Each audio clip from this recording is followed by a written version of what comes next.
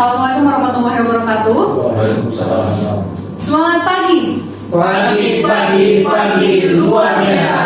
Tetap semangat. Oke, terima kasih Bapak Ibu semuanya. Pada kali ini kita akan melanjutkan sharing session kita yaitu terkait sadar budaya resiko, dengan tema yang kedua adalah budaya sadar resiko transformasi bisnis yang berkelanjutan.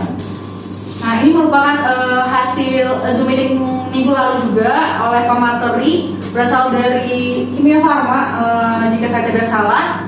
Beliau memaparkan bagaimana manajemen resiko lebih mudah untuk dipahami bagi kita semua. Nah, manajemen resiko dan budaya resiko ini adalah dua kata kunci pada pertemuan kali ini. Sebelumnya, mari kita lihat gambar di depan ini Bapak Ibu. Ada dua gambar binatang, yaitu seekor harimau dan seekor rusa. Jika Bapak Ibu amati, manakah kira-kira yang paling besar resikonya? Bisa dijawab? Rusa ya Pak ya? Sebelah sini Pak?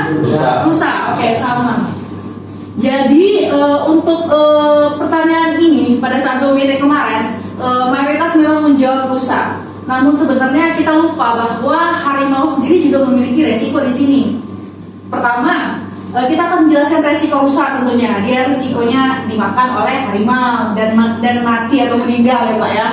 Dan sedangkan untuk resiko harimau kita sering lupa, yaitu harimau itu memiliki resiko pertama dia bisa beresiko tertusuk oleh tanduk rusa.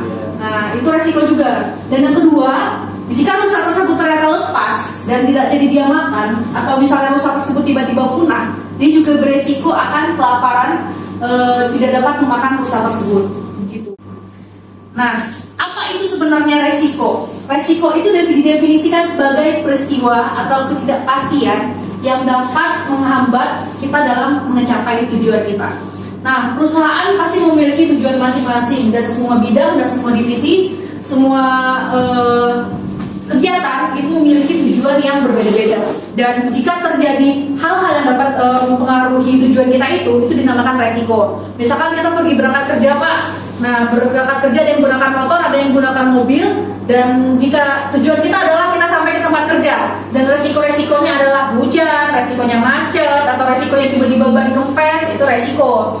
Dan itulah yang akan kita manage di sini di manajemen resiko. Nah, di manajemen resiko ini itu kita memiliki 3 kegiatan, yaitu kita mengidentifikasi pertama resiko apa saja seperti yang tadi. Kemudian kita menganalisis resikonya itu akan sejauh apa, dan kita juga melihat harus merespon juga faktor-faktor yang dapat mengancam tujuan kita tadi. Nah, tujuan dari manajemen resiko yang kita lakukan dalam perusahaan itu ada 2. Yang pertama, create dan protect value. Protect value yaitu kita memprotek tujuan kita agar tercapai, atau meng-create value jika value tadi tidak dapat kita protect, kita dapat membuat manfaat lain yang lebih baik, seperti itu.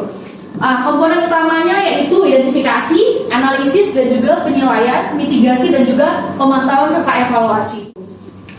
Nah, ini merupakan penggambaran lagi bagaimana manajemen resiko itu sebenarnya dalam perusahaan. Di sini kita lihat ada mobil-mobilan Pak, dan di sini adalah target yang akan kita capai.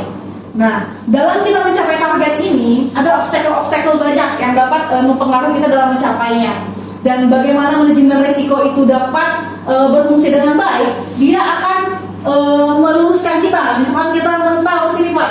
Nah, jika ada manajemen resiko, garis-garis kuning ini yang menggambarkan manajemen resiko, dia akan mengembalikan kita kepada tujuan kita. Misalkan kita agak belok sedikit pada tujuan awal, nah dia akan membelokkan kita kembali kepada tujuan. Jadi di sini manajemen resiko itu berfungsi bukan sebagai rem penghambat, namun dia adalah sebagai pagar yang melindungi kita untuk fokus ke tujuan awal kita tadi. Nah, ini adalah salah contoh cara menyusun sasaran strategis. Bagaimana penyusunan sasaran yang baik dan benar, yang jelas dapat terlihat dengan jelas di sini jika sasaran yang lebih baik itu memiliki indikator yang jelas, seperti ada angka persentase sekian dan juga target sekian, atau seperti kita mungkin target produksi sekian ton dan rendemen sekian persen, seperti itu lebih baik. Nah, apa itu budaya resiko? Budaya resiko itu merupakan nilai atau keyakinan cara kita melakukan sesuatu terkait resiko tersebut. Jadi bagaimana kita merespon suatu resiko itu dinamakan budaya resiko. Nah, budaya resiko itu harus didukung oleh berbagai pihak. Yang pertama tentunya dari atasan kita sendiri sebagai dewan direksi, dikenal dengan tone of the talk. Kemudian juga akuntabilitasnya harus jelas. Akuntabilitas di sini siapa PIC dari resiko tersebut. Karena budaya resiko itu ditanggung jawabi oleh semua pihak, tidak hanya divisi manajemen resiko. Dan yang ketiga yaitu manajemen resiko itu budayanya membutuhkan komunikasi yang terbuka. Jika memang resiko tersebut tinggi dan resiko tersebut buruk, itu harus kita akui tinggi dan buruk, dan bagaimana kita harus memanajemennya atau mengurangi resiko tersebut. Dan yang keempat yaitu pengambilan keputusan. Kita harus mengintegrasikan semua hal yang kita ketahui untuk mengambil keputusan yang lebih tepat. Selanjutnya kita masuk kepada peran budaya sadar resiko dalam transformasi perusahaan. Yang kita ketahui Bapak Ibu, perusahaan kita akan selalu melaksanakan transformasi dan perubahan adalah salah satu hal yang kekal dalam hidup ini. Dan oleh karena itu kita membutuhkan transformasi terus-menerus untuk melaksanakan budaya resiko ini dalam perusahaan, seperti itu. Kita membutuhkan budaya resiko, mengapa? Karena adanya akselerator inovasi, kemudian adanya peningkatan abilitas dan resiliensi, kemudian adanya penjagaan berkelanjutan dan pembangunan kepercayaan.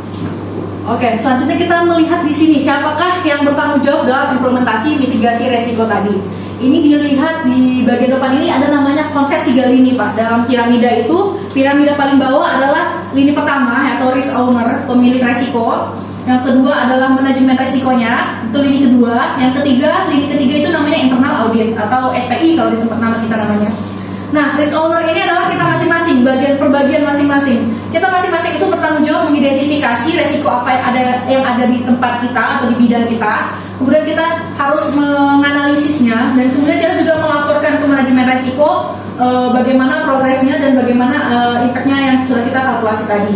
Kemudian kita masuk ke lini kedua, si manajemen resiko itu dia akan melaksanakan atau membantu kita dalam menganalisis resiko tadi. Jika kita memiliki kendala, dia juga yang membantu pembuatan framework seperti ERIN tadi, itu adalah tugas mereka. Dan dia juga melakukan analisis resiko secara individual untuk perusahaan. Kemudian untuk lini ketiga yaitu SPI atau DC internal audit, dia bertugas untuk melakukan audit apakah yang sudah kita lakukan itu sudah sesuai atau belum, dan melaporkan juga hasil auditnya, bagaimana feedback yang mereka temukan terhadap pelaksanaan mitigasi resiko yang telah kita lakukan. Oke, ini adalah RCSA yaitu Risk Control Self Assessment, di mana merupakan sebuah proses partisipatif karena setiap pihak dari 3 lini tadi sama-sama melaksanakan mitigasi budaya resiko, dari mengidentifikasi, menganalisis, mengevaluasi dan menyusun, itu sama-sama semuanya berpartisipasi dalam pelaksanaannya. Untuk kita itu mungkin dalam pelaksanaan ERIN, misalkan masing-masing asisten nanti mengisi identifikasi risiko seperti apa, kemudian nanti bagian manajemen risiko dari kantor pusat akan meng-ACC-nya dan kemudian akan ditindaklanjuti oleh auditor seperti apa tindak lanjutnya, seperti itu. Nah, bagaimana kita membangun budaya resiko? Di sini tuh kita RSCA itu tidak hanya sebagai alat penilai tadi, namun dia juga sebagai katalisator untuk membangun budaya sadar resiko. Dengan adanya RCSA ini, kita dapat mendorong kepemilikan, di mana kita merasa urusan departemen itu adalah urusan kita pribadi, jadi kayak owner mindset itu lebih dapat gitu Pak. Kemudian yang kedua, kita meningkatkan kesadaran, oh ternyata ada resiko ini, jadi kita harus bekerja lebih baik gitu. Kemudian menciptakan bahasa yang sama, di mana seluruh unit kerja itu menggunakan terminologi dan kerangka kerja yang sama untuk manajemen resikonya. Yang keempat, kemudian ada memberdayakan karyawan, karena semua pihak tadi berpartisipasi, berarti otomatis semua karyawan juga terberdayakan dengan baik.